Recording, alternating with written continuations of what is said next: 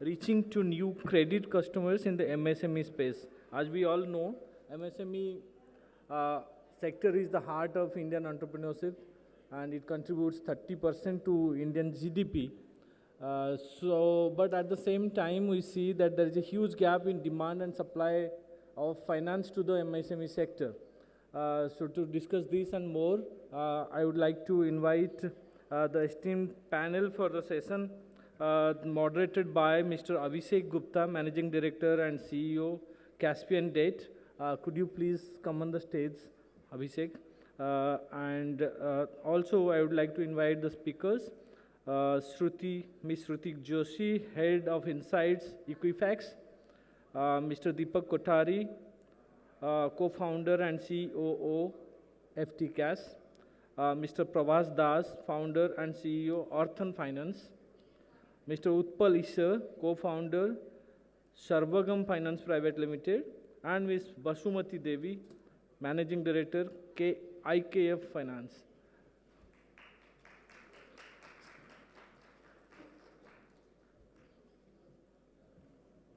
A big round of applause again. Thank you. So I hope we'll have a great discussion today. Now over to you, Abhishek. Thank you. Thank you so much. Good morning, everybody, and I hope you had a great tea break and are completely refreshed. I'm really honored and excited to moderate this session today with so many practitioners and support from an independent data source, as I call it.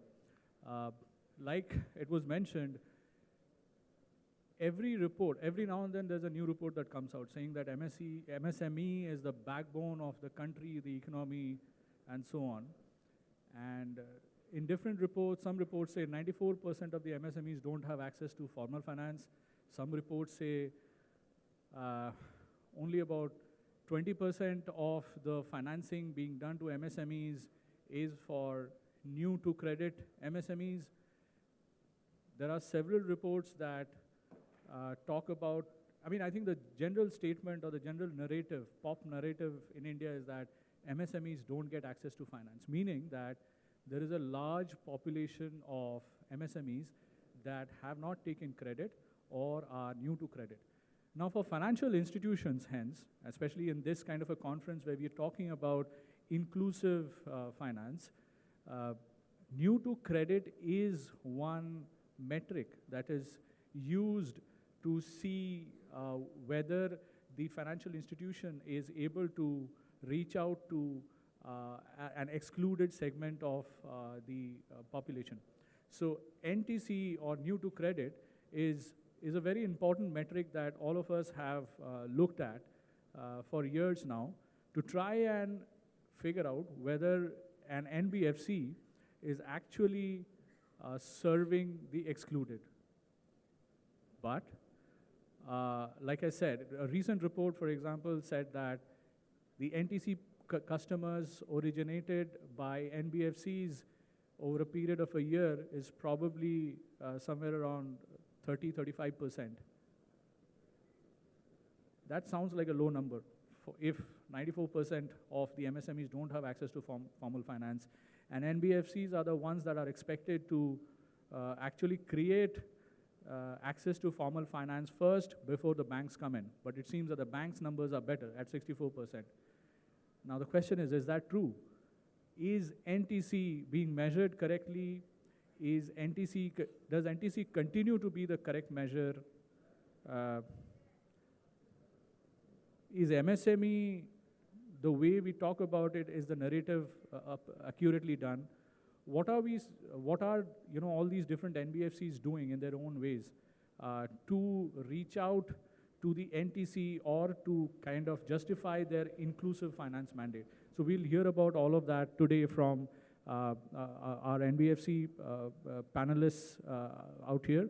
And from Equifax, we will get the perspective of independent data sources that they bring about, and that using which we can draw some intelligence on access to credit for MSMEs.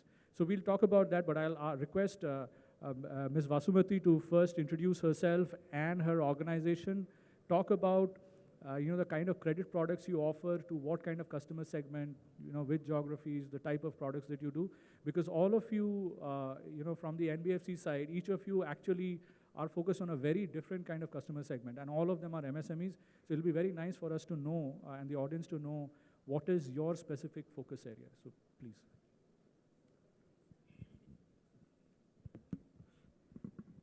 Hi, good morning, everyone.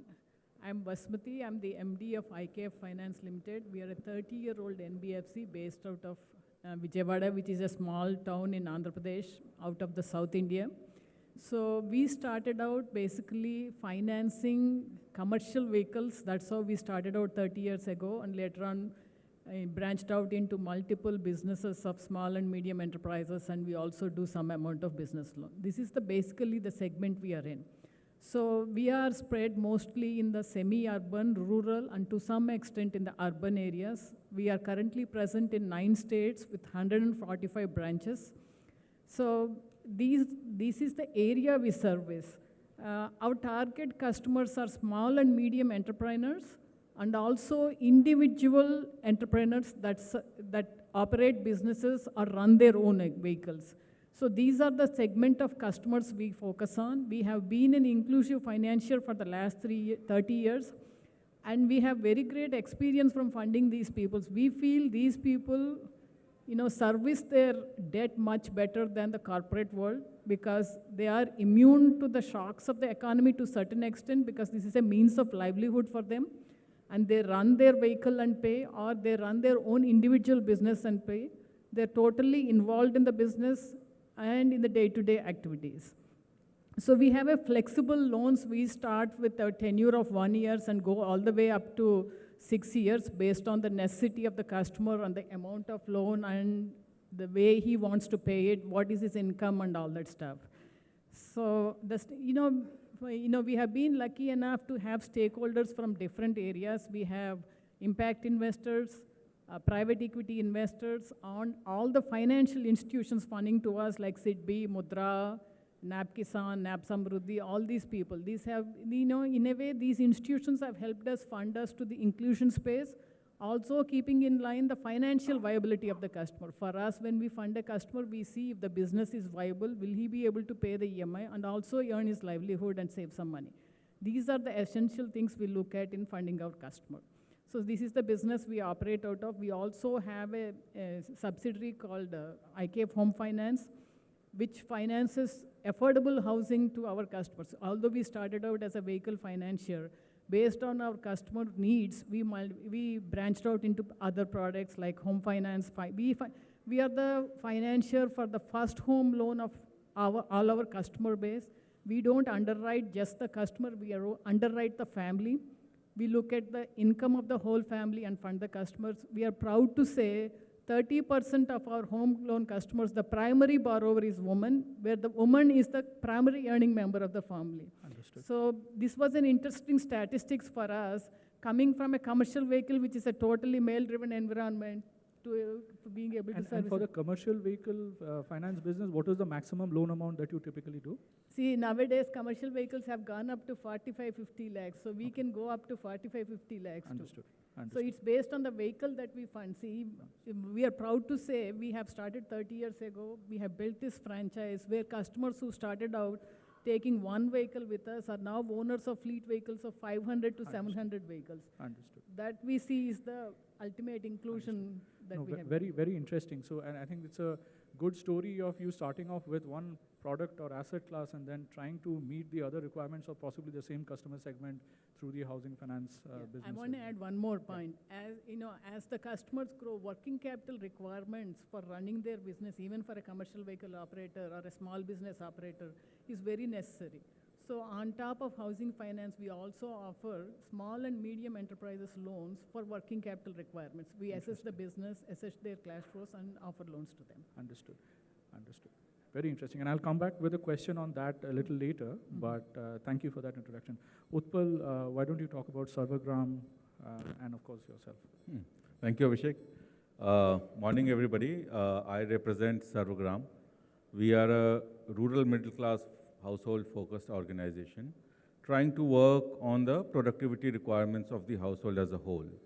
And that includes credit, but it also includes other interventions in mechanization, in technical upgradation of their production, etc. All of them put together. So we try to put a package around the entire rural middle class households to improve their quality of livelihood and affluence, of course. We are a 4-year young startup, actually, operational right now in 5 states. We operate a high-touch, high-tech architecture, which means that we have our infrastructure and branches at the front end, and our customer acquisition and relationships are built by our team members. And we operate a very high-tech back end to be able to service these households as per our rule engines. We operate, as I said, in Rajasthan, Gujarat, Maharashtra, Karnataka, and now Telangana. About 60 districts, 65 districts across these states. In terms of our focus, we are absolutely focused on rural, and rural for us excludes anything which has any splattering of urban or any of those sorts. So at a pin code level, we have those exclusions done. We only operate beyond all of these towns, so to say. We are focused on the middle class of the pyramid in rural markets. We strongly believe that the rural middle class households now are at a similar position of income, of education, and much higher in terms of awareness as to where the urban middle class was about 20 years ago. And we see those numbers, kind of getting followed on. So we believe it is a time to, get in with relevant inputs to this segment. We focus on household as a whole because it's impossible, in our opinion, to segregate, cultivation or agriculture and animal husbandry or enterprise or even salary from the, the balance sheet of these households.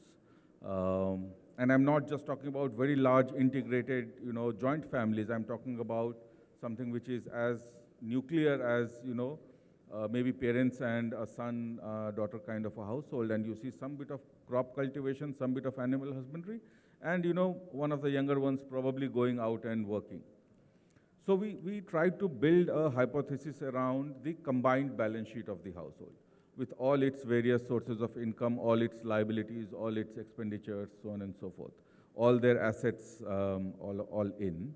And that's how we try to build a cash flow for the household, and then accordingly intervene with relevant products. And this leads to what kind of products? Would you typically give term loans? What kind of ticket sizes would you do? And security, what do you take? We do term loans. Okay. On the lending side. Lending is one of our verticals. We can't do cash credit. We are an NBFC. So in MSME, maybe that is an important point to discuss, actually. We only do equated monthly installments. So, while the formal financial sector has traditionally done crop-based or repayment cycle being 6 months, 9 months, etc., we only do equated installments. All our loans are equated installments. Average ticket size is about 3.5 lakhs on the portfolio. Understood. And we back some of those where we find the cash flow documentation to be not very pakka. We try to back that up with collateral. However, we understand that it is the cash flow which is the be-all and end-all of this segment. Understood. That's very interesting. A household as a unit is what we are looking at, and you're saying rural but middle class. That's interesting. Prabhash, why don't you talk about Arthan? Hi, good morning. I represent Arthan. It's a fintech NBFC and primarily focus on MSME lending. When I say MSMEs, we actually look at the micro segment or nano segment of MSMEs spread across tier 3, tier 4 type of cities. We do not go to very rural. At the same time, we do not operate at the major towns. So giving examples like kirana stores, pharmacies, small dhaba and hotels. So these are our customers where you see a lot of footfalls happening.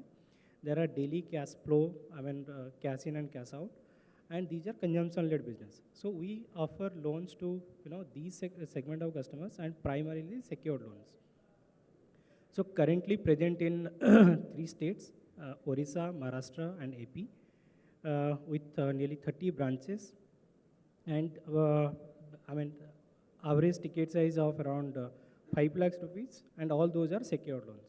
So apart from these, secured loans, we also give supply chain finance or Sorry, invest. Prabhat, when you say secured, you mean mortgage collateral or? So it is either mortgage by the land and building, or otherwise we also take the LIC bonds. So liquid security as well as mortgage. So that's on the secured side. Apart from the secured loans, we also do a lot of unsecured loans. I mean, we do supply chain finance where we onboard small anchors where the turnover is around 10 crores to 100 crores, and then we fund their downstreams, the dealers and distributors, and that starts with 2,000 rupees going up to 2-3 lakhs rupees, but averaging at around a lakh rupees.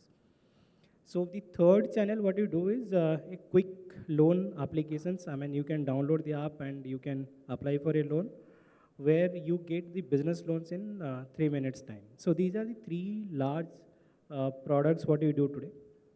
And while the primary focus remains on building the secured loan book, but unsecured and the quick loan app helps us to acquire customers fast and quickly. Very interesting, very interesting. And I mean, you said 2,000 rupees and above. Loan Yeah, ticket. so we give That's- 2,000 rupees, which is the minimum ticket size, and go up to 20 lakhs rupees, that's the maximum. That's quite ambitious, but great. But you said that you've built a process that enables you to do that for Yes. to be able to do that. Great. Deepak, why don't you talk about FT Cash? Morning, everyone. So I'm part of a fintech startup called FT Cash, based out of Mumbai. We primarily provide unsecured working capital loans. The two types of products that we have are working capital, which is a term loan, and a supply chain finance product. The term loan is for a minimum duration of 12 months to about 36 months. One of the things that we do differently on the term loan is instead of having an equated monthly installment, we in fact do an equated daily installment when it comes to retailers, primarily because we believe that it allows for matching of cash flows. Instead of doing daily collections in cash, which is obviously more tedious, we have kind of dovetailed it into our payment ecosystem. So effectively for a Kirana store, when he takes a loan from us, we would also give him like a QR code, a POS machine, and whenever a customer walks into his outlet and buys his groceries, when he scans the QR code or when he pays him using a credit card or a debit card, because we are processing that payment, we will take a small sliver out of that towards the repayment of his loan. This primarily helps us in two ways. One is it allows the customer to make the repayment effortlessly, seamlessly. It's especially beneficial for NTC customers because for them, taking a loan is a change in a way that they've never really taken a product before. This seamless method also ensures the other thing, which is it allows us on a weekly basis to forecast the risk for the portfolio at a granular level. So our algorithm basically gets multiple data points across each of these loans, given the fact that the absence of a payment, the presence of multiple payments, the timing of the payments, the average transaction size, all are data points that are getting fed into a machine learning model. In addition to that, I mean, we're present across 5 states, about What kind 18 of cities. Is this urban mostly or rural, urban? So we're largely in urban places. We believe that even in urban areas, but we're more in the peri-urban areas. We believe there is an underserved market in the urban areas themselves, primarily because these borrowers are largely immigrants that have come to the city. We are largely looking at unsecured business loans because a lot of these immigrants, when they come to cities like Bombay, Delhi, will not necessarily be able to have collateral in those cities. And hence, it's important for them to have access to institutional finance. Interesting. I'll come back to this point about the immigrant, businessman or businesswoman at a later point. But that's an interesting segment because I think you're right. It's very difficult for them to get access to loans anywhere. Okay. Interesting. And what is your maximum ticket size? Sorry. Sure. Our average ticket size is 5 lakh. The minimum ticket size that we do is 1 lakh. We do not do a ticket size below 1 lakh. We kind of did do some experimentation, and we realized that for the segments that we're lending to, it was not, the risk was way too high with the models that we were working. The maximum ticket size that we do is about 10. The sweet spot for us is about 5 lakh. Understood. Okay, very interesting. Shruti, what I'll do is I'll combine a couple of questions to you in one go. And from Equifax's perspective, can you tell us about the kind of data that you have on MSMEs per se? And if you could, while you do that, and are there some data sources that NBFCs that are running a business of lending to, say, MSMEs, can they draw some insights? Are there things of that sort? And can you specifically talk about NTC per se? What is your sense of all the numbers that I just threw? And do you think that the definition of new to credit as the metric of inclusiveness is appropriate, or do you, have anything to say about that? Sure. Thanks, Abhishek, and good morning to everyone. So from Equifax's perspective, that was your first question, what kind of data we have. Equifax has vast data, and this is further divided into 3 main bureaus, which is the commercial bureau, which mainly is the MSME segment, which is the small, micro, medium enterprises.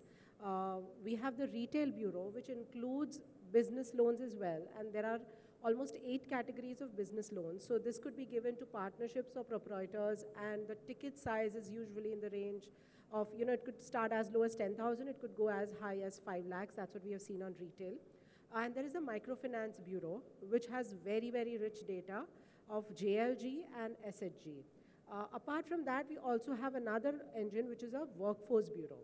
But, going to the fact that, these 3 bureaus are, today they are mutually exclusive from each other. So what happens is when a lender usually, say, Shruti wants a business loan, on the retail side, the lender will just ping the retail bureau.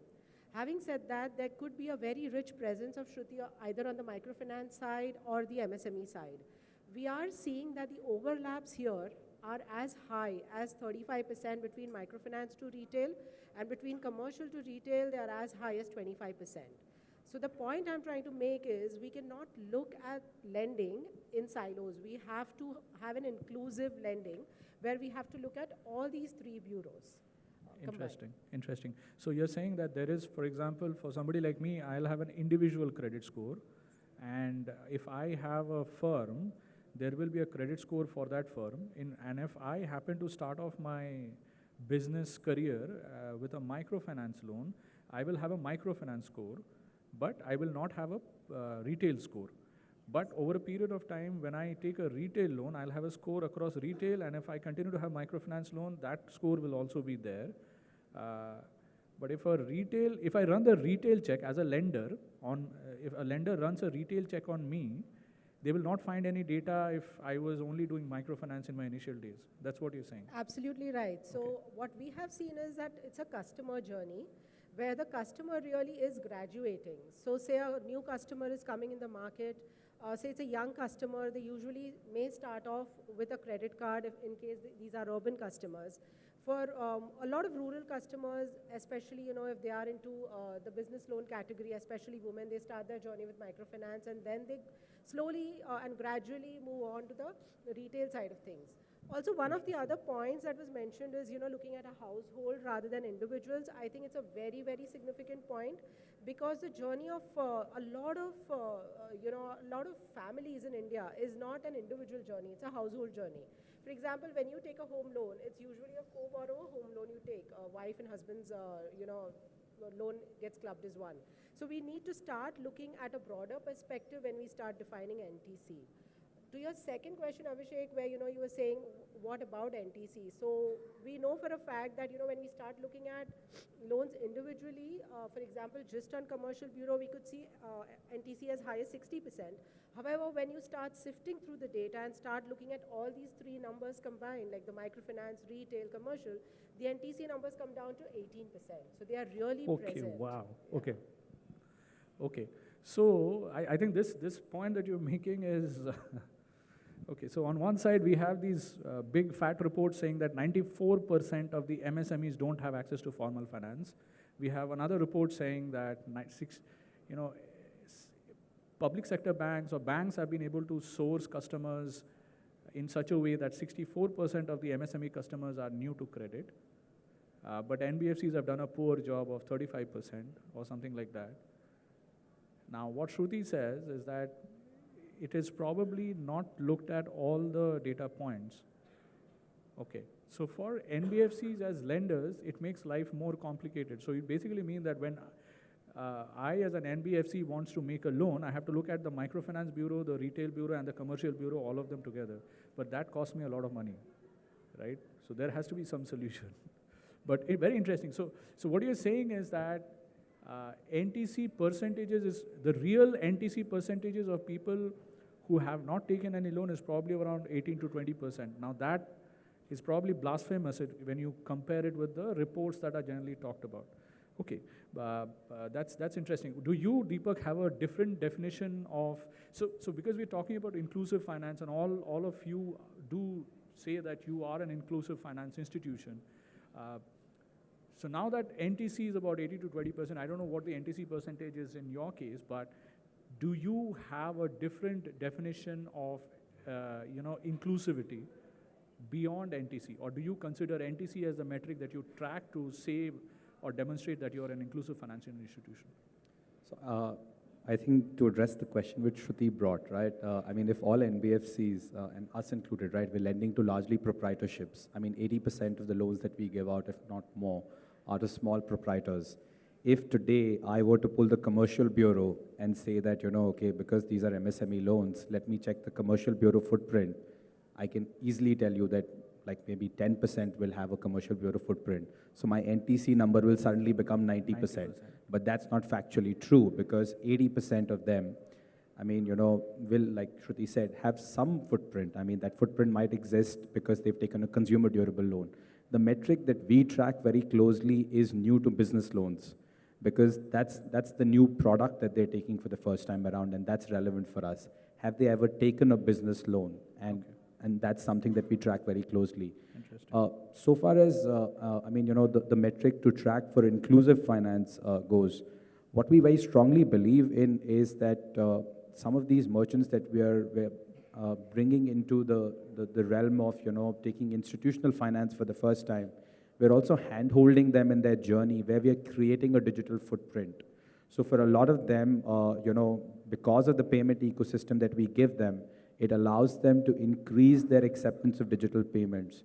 So over a period of time, we track that metric, which allows us to see how their digital footprint is increased, allowing them to access more institutional finance over a course of time. Okay, so you're saying that you may have customers who would have taken a personal loan or something like that, but it is not enough credit track record. And by helping that customer take a business loan, which is possibly a higher loan ticket size, and making sure that they repay regularly on time, you're helping them build a better credit history so that they can take a larger loan in some time in future, because the personal loan may probably never go up in ticket size over a period of time. And I'll come back to you, Shruti, later on and ask you a little bit about the BNPL, because in the last 2-3 years, I think everybody is saying that before I made a loan, some BNPL loan has been taken, right? So how does that muddy the waters? I'll come back to you later on. But Prabhash, do you think that NTC, new to credit, is a good definition to define your business as an inclusive business, or you use a different metric?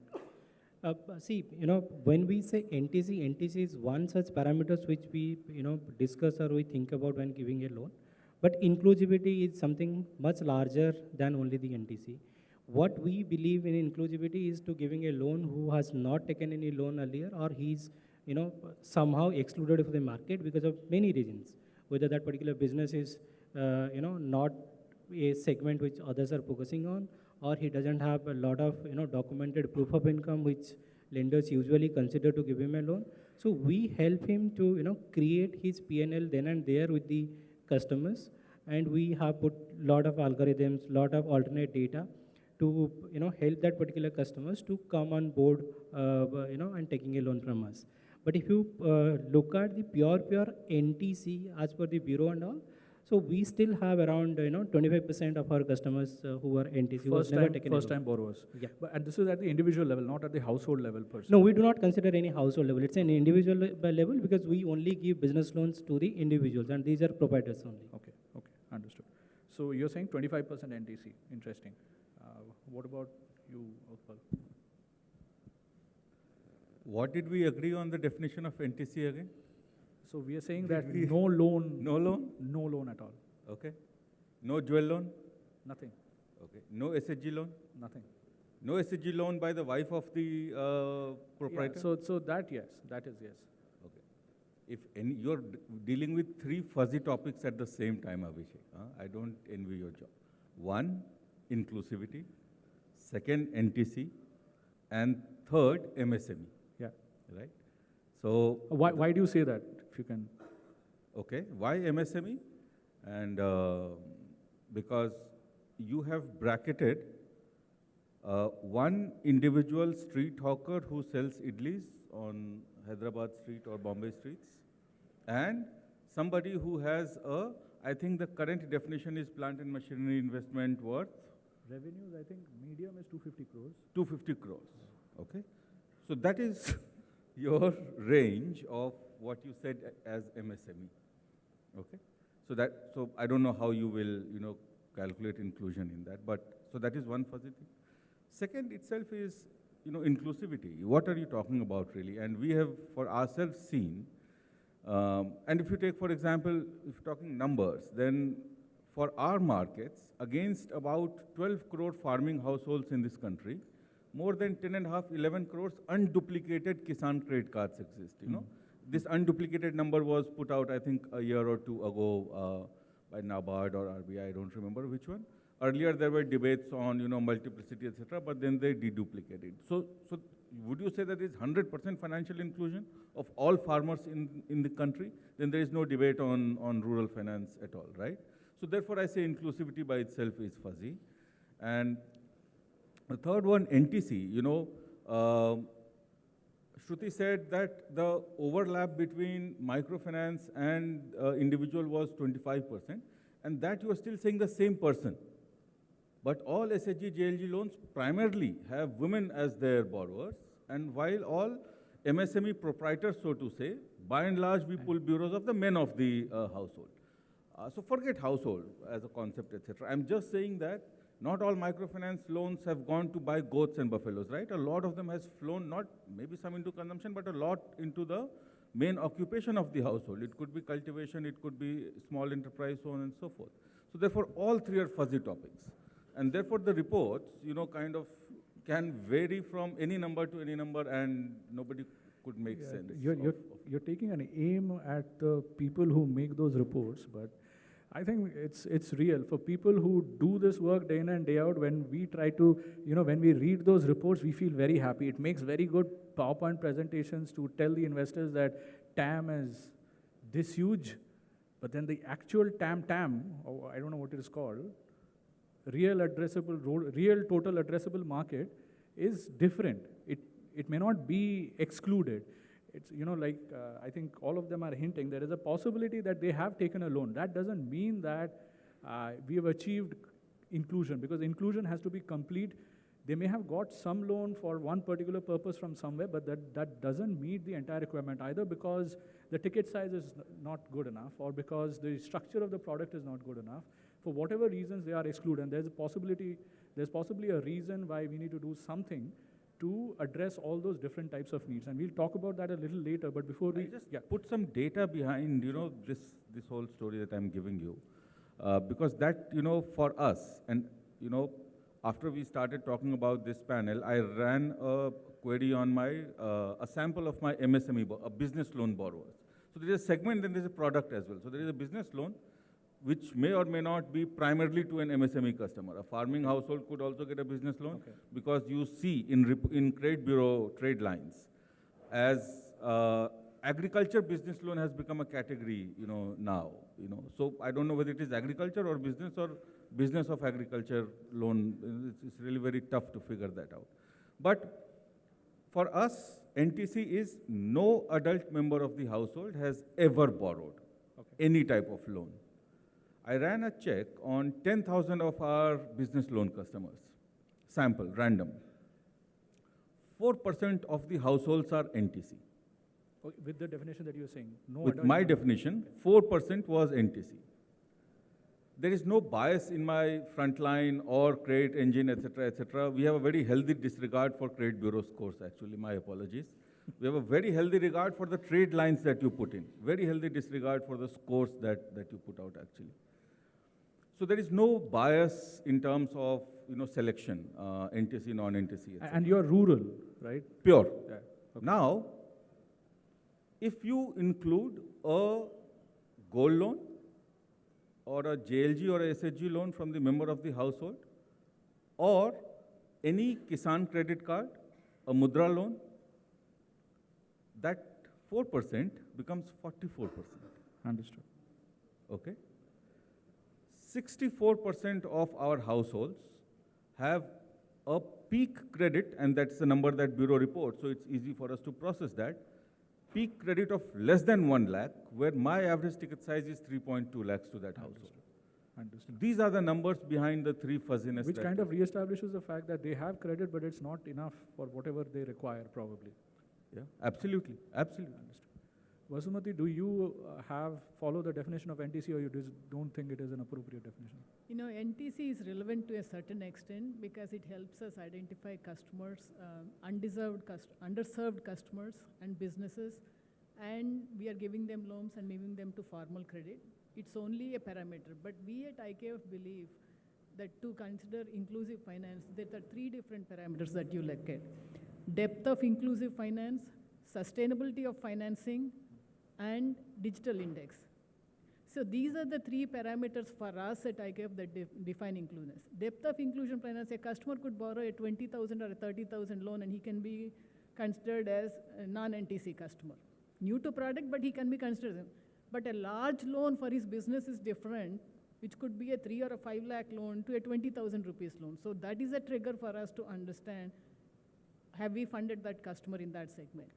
Sustainability of finance, you could get one loan because of whatever reasons. Sustainability of credit over the period of the tenure of the business is very important. Not getting one loan, being able to get credit multiple times as and when required is a key to this.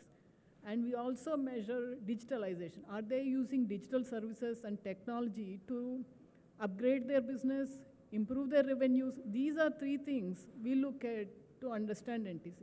If we really look at it from bureau score, the kind of customer we are servicing, we have to pull all the bureaus. We cannot just go with commercial bureau. So more than 80% of our customers are non-NTC.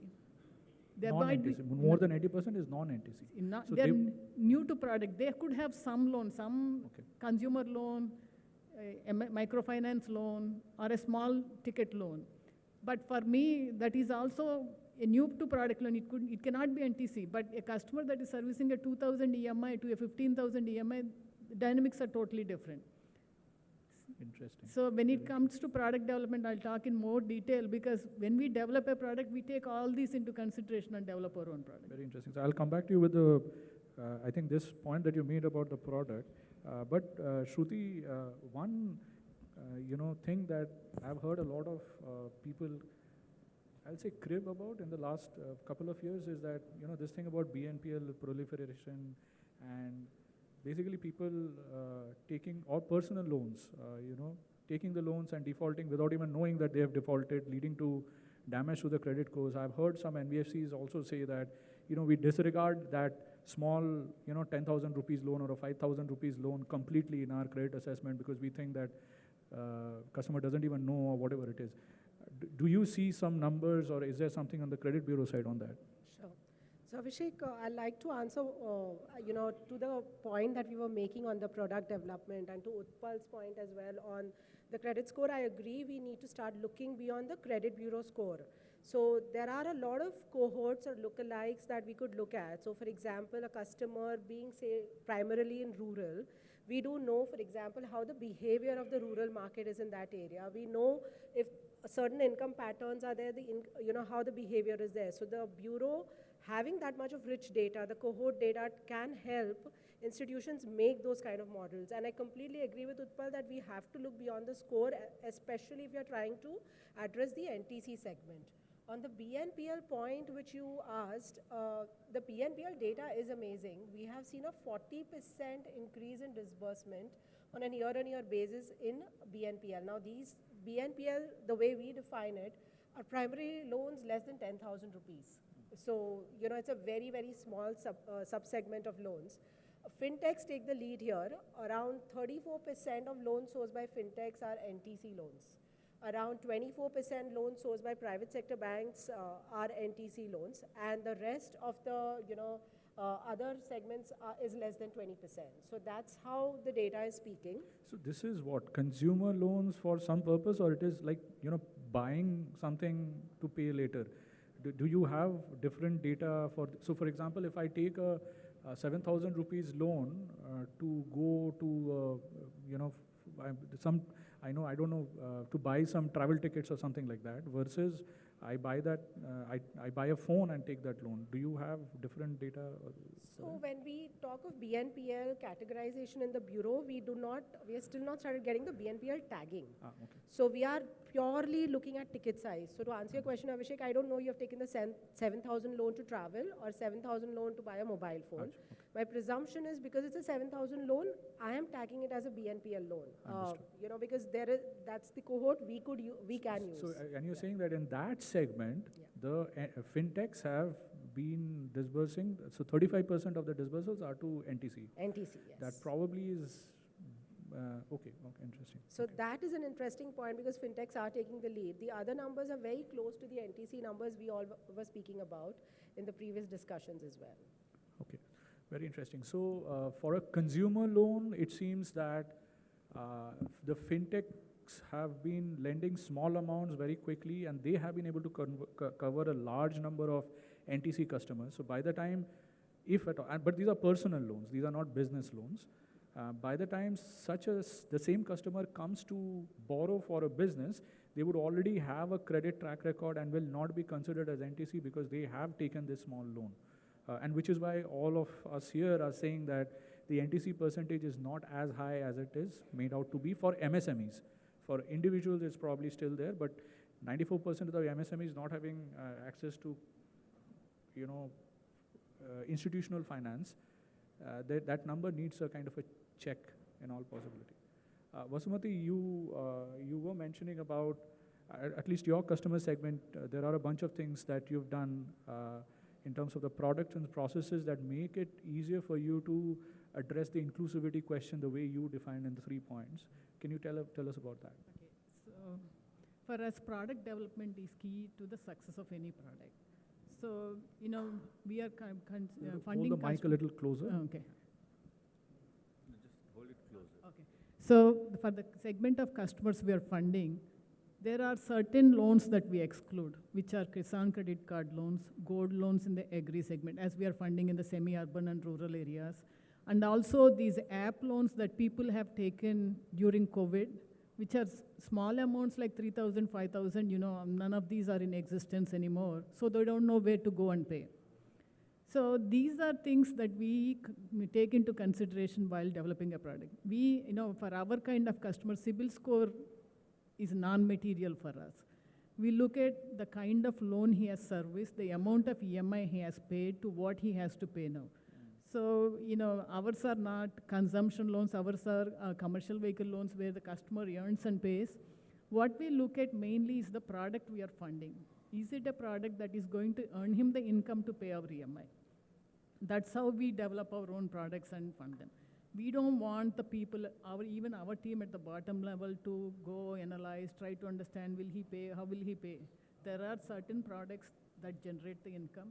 Those are in there. Based on the customer profile, we'll tell them this is how much you can fund. So the system or the tool itself tells them the range you can fund in based on the model that you're funding and all that. So the person at the bottom and even the customer, you don't waste a lot of time trying to understand how to fund them, what to ask for, all these questions. This is on the vehicle side. On the MSME side, we have developed our own templates. let's say you're funding in the agri segment, especially for cows or buffaloes. There is a certain amount of milk the buffalo will produce. There is a certain price. There could be a difference of 50 rupees to 50 paise to 1 rupee based on the market, but there is a certain amount of milk they produce. So no matter what the people at the bottom level, when you talk to the customer, they tell you. The template itself tells you this is the, if he has so many buffaloes and so many cows, this is the income he will earn. So this is the EMI he can pay you. And just a quick question. Does the template change depending on the geography that you operate in? So for example... There is a little difference in geography, so because the buffalo milk is more used in the south, cow milk is more used. So these are templates that we have developed over a period of time. So we are only targeting businesses where we have developed templates for. Okay. So that is interesting. So what you're saying is that you have identified businesses where, so of course one part of the business is lending to commercial vehicles which you really understand well, and to my mind, that also is an MSME. And so there you are essentially lending, of course, using the asset as a security, but there is some other assessment that you're doing by doing a differentiated assessment of, I mean, you don't just go by the credit score, but you're basically doing a differentiated assessment of what kind of loans that person has taken and the kind of repayment he has done, and based on that you're taking a decision. So it's a kind of a, not just take the credit score and you know, take a decision. Interesting. If I could add here, Abhishek, for one of the institutions we have helped, make a similar score. We call it the MOO score. And it's pretty much that data. It's the data of the cattle which we have taken into consideration, and how that data is then helping the revenues of these individuals. And with that we have created a score. Bureau data is also used as a proxy because we know how all the people in that area are doing, and generally what we have seen is people in a certain area tend to have similar activities. Yes. So that has yielded much success for that particular institution. In a way, while assessing this, we come up with new products. During COVID, the reverse migration was happening to the villages and all that stuff, so more land was getting under cultivation. So the tractor customers we were funding before needed a JCB backhoe loader to dig and till and all that stuff. So that's a new product we came out during COVID, which is performing extremely well. So it's just the interaction with the customers and the necessity on the ground that dictates the products for you. And in a way, it seems to me that the type of businesses that you fund, you're trying to make sure that you are limiting yourself to a specific set of, so for example, commercial vehicles, irrespective of the sector that the commercial vehicle serves, is probably going to be a specific bunch of sectors. No, commercial vehicle will fund for any business. For anything. Yeah. But you make sure that you understand the commercial vehicle part of the thing and how the money, revenue is generated using the commercial vehicle. And in then a commercial vehicle, fuel cost is 40 to 50% of the cost. So these are things we understand based on all our stuff. So understood. You would probably not want to, for example, go and make a loan to, say, a clothes store owner in Hyderabad. Or would you do that? We would also do that under the MSME segment, but we have to understand the business. See, clothes store owner, based on his GST, if he is a GST return holder, then he will go to the banks or bigger NBFCs and get the loan. Yeah. So for that, we have to understand what the footfall is, what the sale is. So, these guys don't pay GST, so you cannot believe it them. So you have to stay with them for a week and understand different days. And also, how much material is he buying? How much goods is he buying? Understood. So these are assessment tools that we have developed. Understood. We are not into the plant and machinery segment, but all this trading and all that stuff we are. That you avoid. Okay. Yeah. Thank So you. Important milestone. In fact, in Pradhan Mantri Vishwakarma scheme, the idea of Honorable Prime Minister is to make this scheme as a model to be emulated in any further schemes, launch of any further scheme. So therefore, the emphasis of the government, so far Pradhan Mantri Vishwakarma scheme is concerned, more on the quality. This provides all individuals identification, first, a very rigorous identification process is there for 14 trade artisans, and then training them, providing them skills. irrespective of which profession. Of course, they are already skilled, but kind of upgrading their skills with the latest tools and technologies, then providing them around 15,000 out at a toolkit costing around 15,000, household surplus. the modern toolkit, and then they become eligible for any bank for loan. then, So you productive look at this deployment. scheme. I mean, first you are identifying these skilled persons Yes. who doesn't have access to the More loan. often than not, Then you are have upgrading all, their skills, and then adult you are members of the household as, bringing them to the applicants and fold co-applicants of banking to the system. loan, to the loan product that we're talking about. The challenge before I us would then also like to mention then is here with seasonality, the because recent I spoke about initiative only doing which equated is installments. currently In our being, opinion, if a I mean, household is away is- from our view for a 3, 4, is 5, under 6 months implementation. then The I've Viksit not Bharat known that Sankalp household, Yatra. you know, Honorable and Pradhan get into a Mantri dark territory. So, to arrive at has the dream of installment making in this country as developed country cash flow by is 2047. essentially what we try to In order create as to, our own. in order to that is make our citizens how aware we do it is about we're the heavily dependent various on data, and uh, data not as in various seen, but as in what is available in good documents. initiatives taken by the Another government holy in grail last that you know, 10 years, want to crash is and that these are to data dark households kind of give or a they are sankalp to transactions the are not in the citizens. formal sector. This For example, Pradhan we just spoke about, we don't Viksit count Bharat cows and Sankalp customers. Yatra had been We launched want a very recently. track record This either yatra from the will, dairy from which you're pouring milk this or from yatra the will be bank. there till Because a lot third of week these of migrations January. have happened over the last 4 or 5 years. If I remember And we don't correctly, want to till lose on the 25th advantage of the entire tech January. stack which has been built, the And entire stack, as linked to the this full covers financial whole of India, and various Let's come schemes from there including and the then sit on 6 our, schemes of financial inclusion of DFS. There are of course other schemes of the government which are being showcased in this Viksit Bharat Sankalp Yatra, and Honorable Prime Minister is interacting personally with, of course, online with many of the beneficiaries integration from there in to this yours. scheme. That is what So, you see in your I think areas, and are you the able people to who pull are- data out from the apps directly, or they are kind of showing you a screenshot? No, the customer gives the consent and then with the a view dairy can then to send it to us. give impetus here, we saw And one it's not just example of one or two IDFC. days. It's now, you know, They are quite using heavily, Yes. they are leveraging technology to enhance the penetration of insurance and credit. I think these days, many of the banks also, almost everyone is using technology to increase the penetration of insurance, credit, and investment solutions for the financial inclusion customers too. But I think Linking technology-based data analytics with traditional banking and insurance activities is facilitating risk assessment and credit delivery through digital mode, in which fintechs are playing an important role. Sydney is doing a great job by being an innovative partner in all these kind of initiatives. How did you Even the two schemes,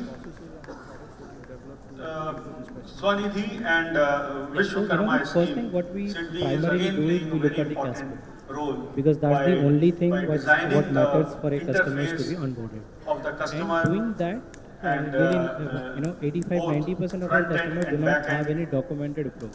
Right, so use we of- build with the use of entire cash technology. flow for him by sitting with him. Adoption of So technology, we of have course, designed a results very scientifically in designed a greater questionnaire convenience for the customers and ask few cost-effective questions in a delivery much of different financial way, products and you get for the the answer. He cannot take it. for the So financial we have institutions. gone to a granular level where Let you me have asked mention him, here that while he public cannot sector banks have block done a wonderful the job numbers in furthering financial inclusion efforts and have done a lot of outreach for popularization of financial inclusion are schemes, affected by the the different participation seasons. of There are highs and lows. mainstream private sector banks, Apart from maybe that, we IDFC is also an exception, capture a lot of other data, like we take a is, photograph of the shops and all. is I think lacking, we have and built there is a, a lot to catch up multimodal by AI the model where private sector each banks photographs are with their public sector counterparts in viewed this in a different aspect. way, like Except probably what is in the one comfortable scheme, in that that is Mudra, that where it private sector actually banks have also estimate the contributed depth a of lot. the estimates So on therefore, skills, the people who are but present there here it from is these private sector banks, I mean, I would transparent. request them to increase their also use a lot participation of under scientific PMJDY analysis from the Google and Jan Map, Suraksha from schemes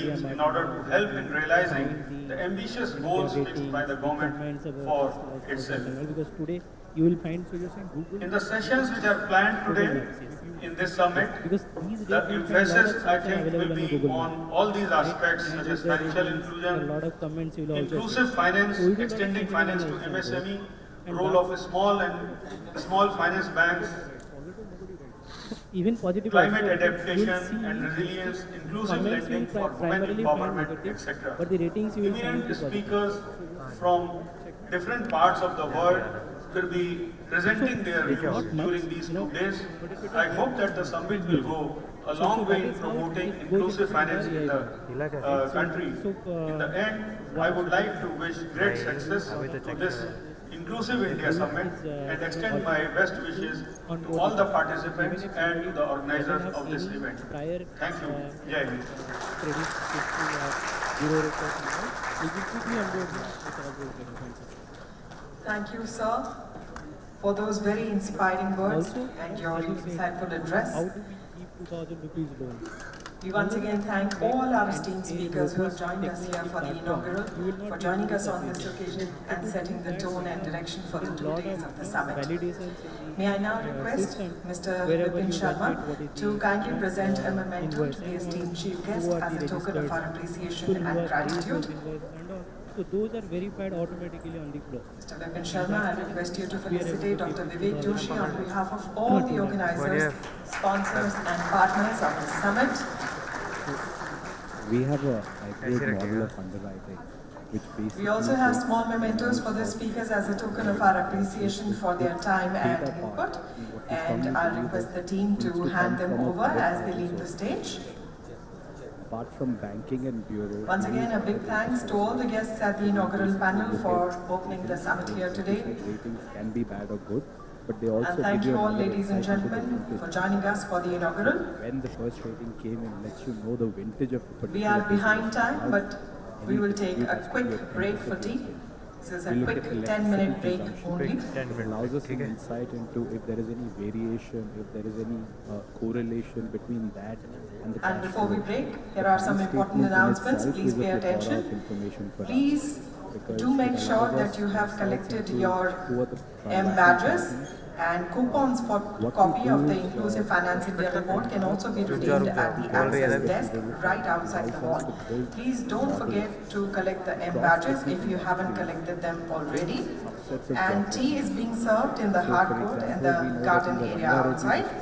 We would also like to share with you all that this year we have introduced a web app. To access the web app, you can scan the QR code. By scanning the QR code, you can view the program, the schedule. You can also network with other delegates and to take part in the polls.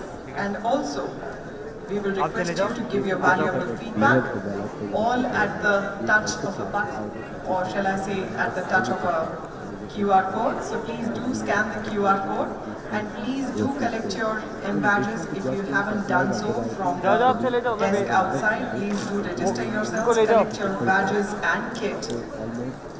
You will find your coupons for the tea and lunch also in the kits and the M badges, without which you will not be able to access the tea or the lunch areas. So please don't forget to do so. And quick 10-minute break only, ladies and gentlemen. Let's try and make it back in time. Thank you and see you after the break. The quantum of the loan is determined on the basis of elements of data which cannot be deceived. The kind of balances that he has, the kind of vintage that he has, which can be established by a document which is like without dispute. In addition to this, what we do is we layer it again with a third-party check, which is done both at the premise of the borrower, where he's running the business, and at his residence. Understood.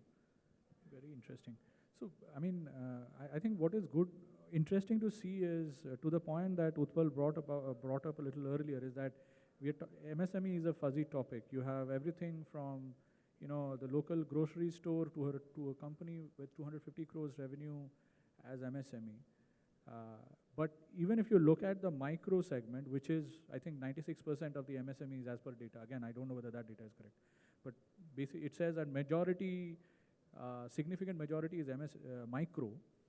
Within that also, from what I see across all of you, is that each of you have chosen a particular area of expertise of customer segment, designed your products according to that, and then started to lend. Because I think another data point that came up a little while ago, it said that even though access to credit may be there, all the requirements may not have been met.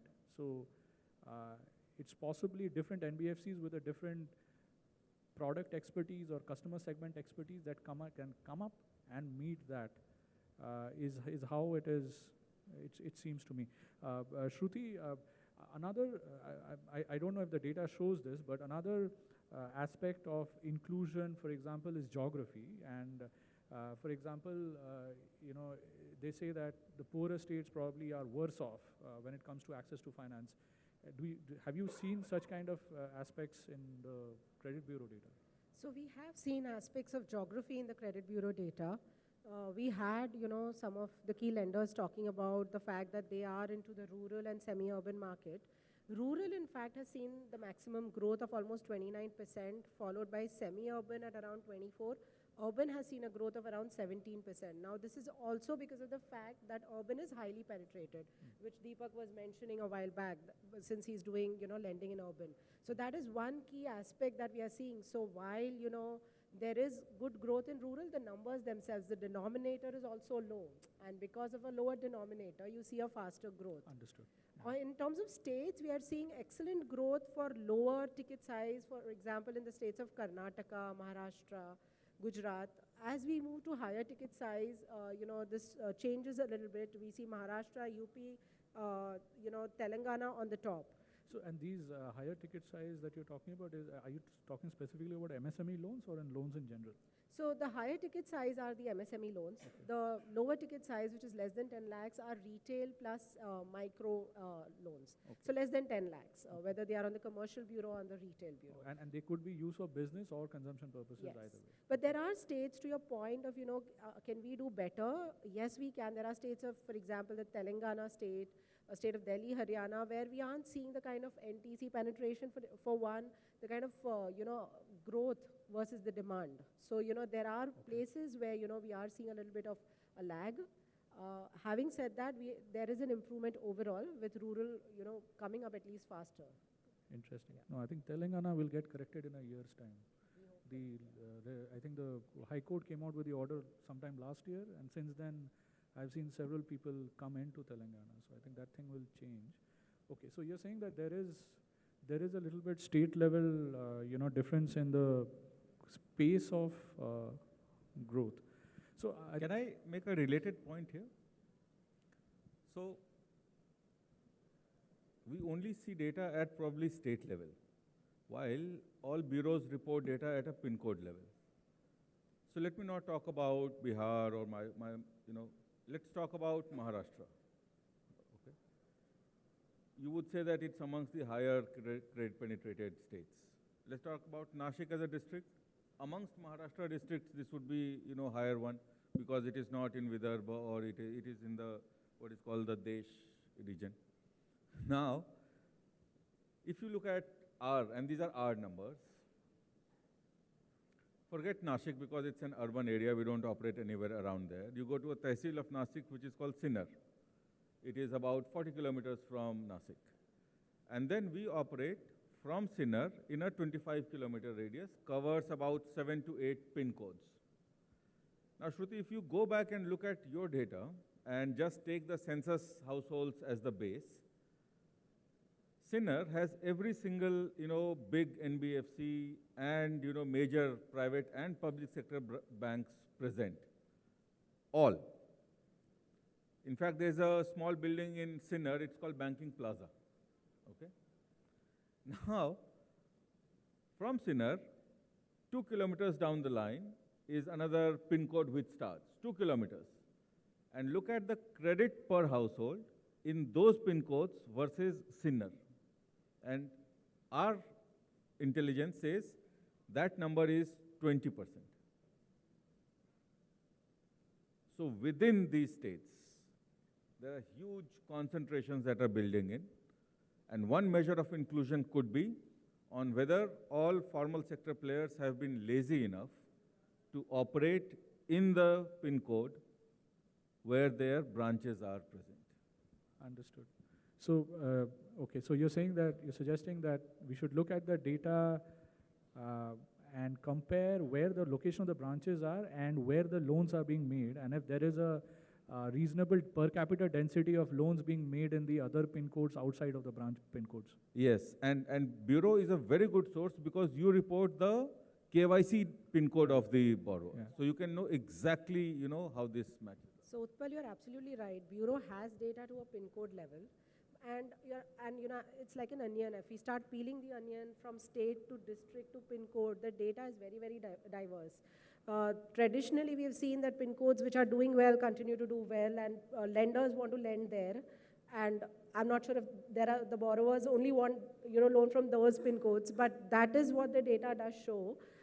There are certain pin codes which are coming up, having said that. So when you start doing a micro-analysis, then that's absolutely something we should look at. We also have the number of institutions present in every pin code, and that is also something that we do display. And that should be a parameter for inclusion. I absolutely agree with you. Okay, thank you. So I think we are up for the official time, but since we started 15 minutes late, I will request a little bit more patience. We'll take 10 more minutes and I'll do one last round of questions where I'll ask each of you, you are doing your bit as respective NBFCs or data providers to improve inclusion, but if you were to have one request or suggestion to say anybody else, any other stakeholder, say it's regulation, capital providers, data providers, anybody, if you were to make one complaint or make one suggestion, what would that be from your side to improve, make it easier for you to deal with the inclusion aspect better? Who would you request, or what would your request be? Basmati, can you? Or you can crib also, I think. That's perfectly okay. So I know.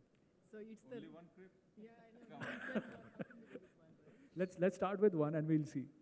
See, the regulatory framework, with so many circulars coming out on the regulation, there is so much confusion among us itself. At least we are to some extent understand this regulation and can read the notices and all that stuff. But there is so much confusion. They want to service. Please give an example. Please give an example. See, the recent risk regulation. Risk weight. Yeah. See, what is it trying to penalize? What, they want the inclusion space to be serviced. The circular was completely against inclusion. See, if you are increasing the risk weightage of NBFCs serving to this lower bottom segment, the banks will increase the rates, which in turn will have to pass on to the customer. So who is benefiting out of this? Yeah. Very interesting. So you're saying that NBFCs are supposed to enable financial inclusion, but you've increased the risk weights for bank loans to NBFCs. So bank loan rates to NBFCs will go up. So the NBFC will have to, will not be able to lend at the same rate, and the inclusion is going to get affected. Yeah, right? and the NPA regulation too from RBI. Okay, and see the other angle to that, if you look at the other part of this regulation, for example, this is not a crib. I think to some extent the regulation is appropriate for some segment, but for example, MSME access to finance, the standard problem that people talk about in literature, pop literature, is that MSMEs don't have access to collateral. So getting a secured loan is an impossibility for majority of them. And in a way, this regulation penalizes unsecured loans. Yes, and most MSMEs don't have security to provide unless it is something like stock or whatever. Okay, so that's one good point. I know you would have other points, but Utpal, is there something that you would want to mention?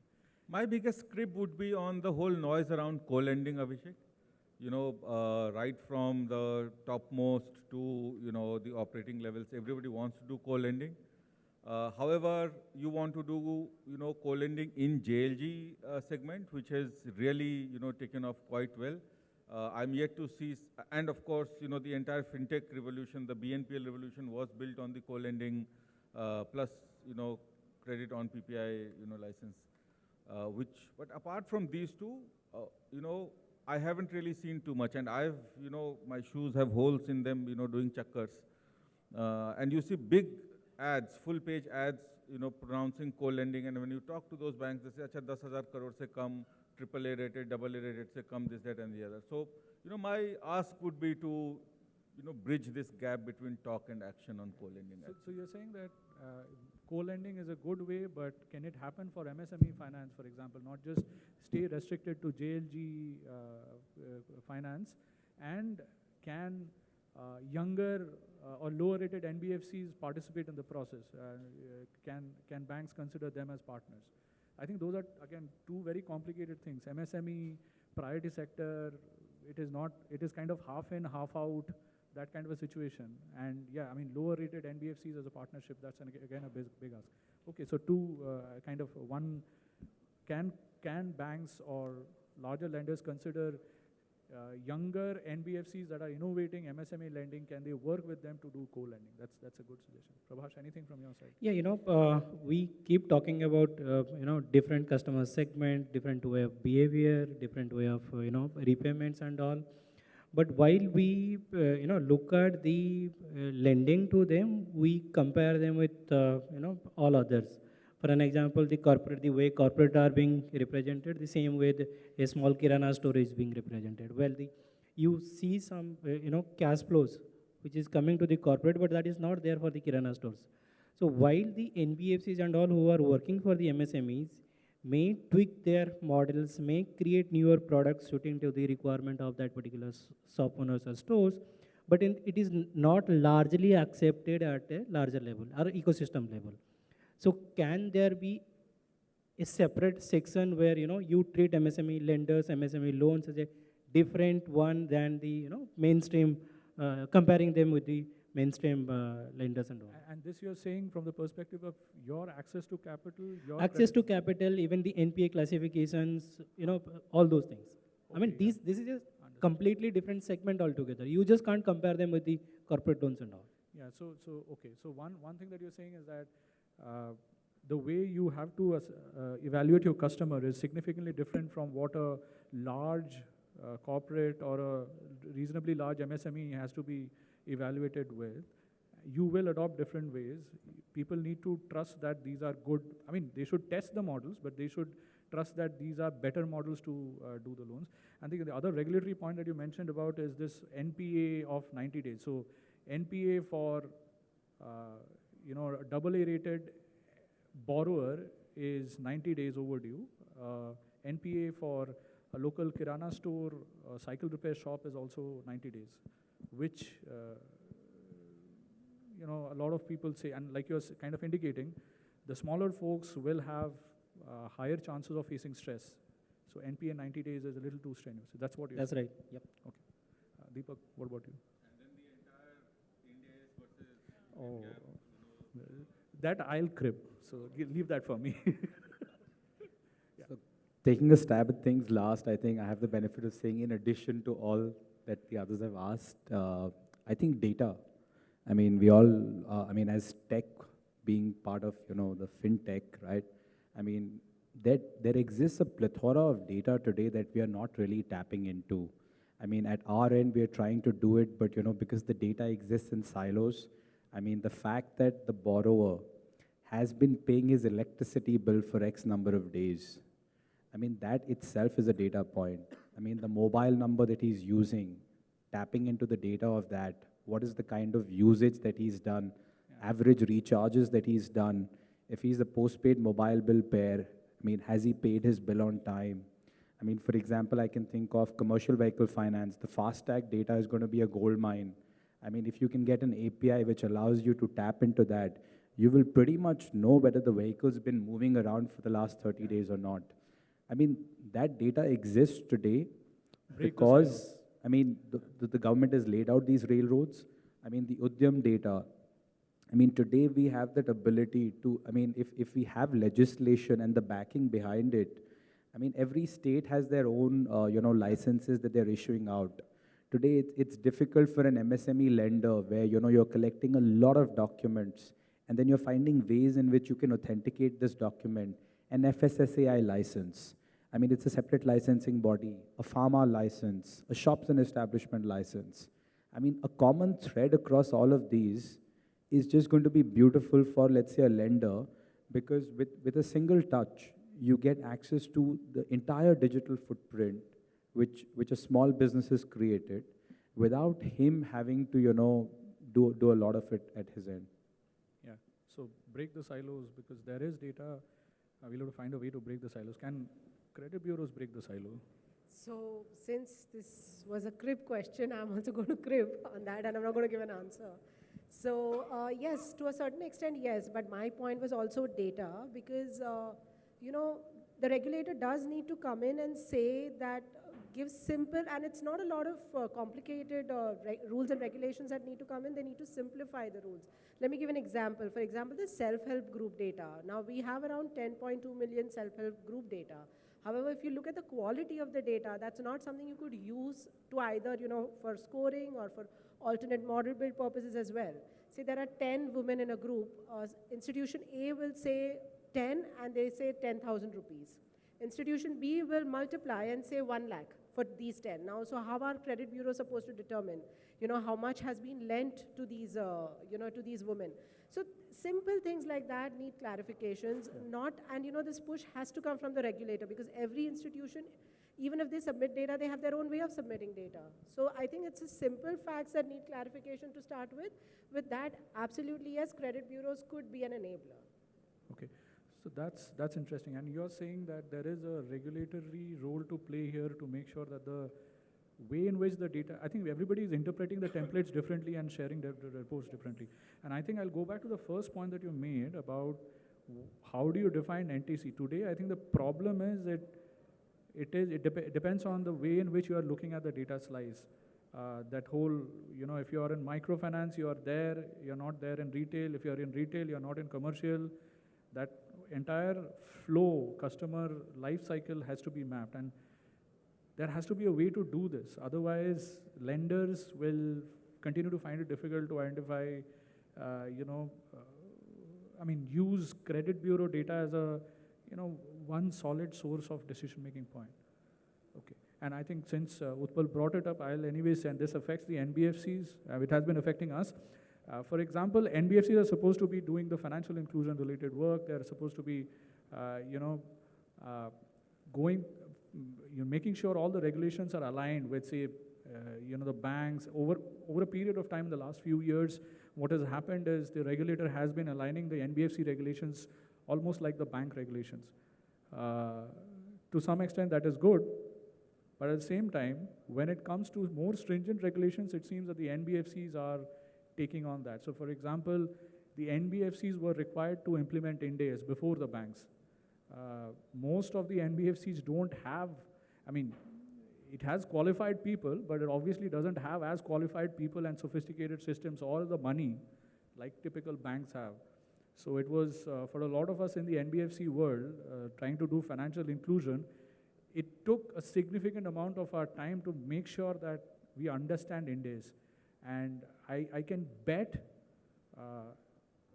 at least, significant number of the CEOs of NBFCs will say that we don't understand 100% of it yet. It seems to be something like a Maya.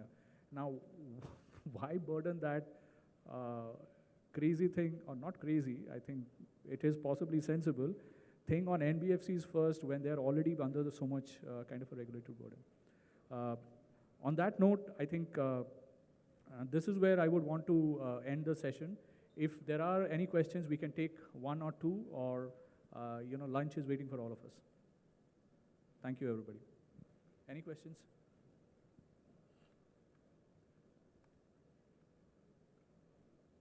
No questions. No questions. So lunch is waiting for all of us. Thank you so much.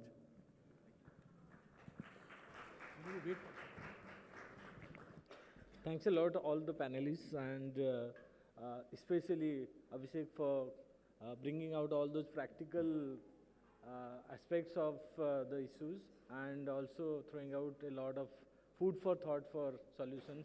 Thanks everyone, thanks audience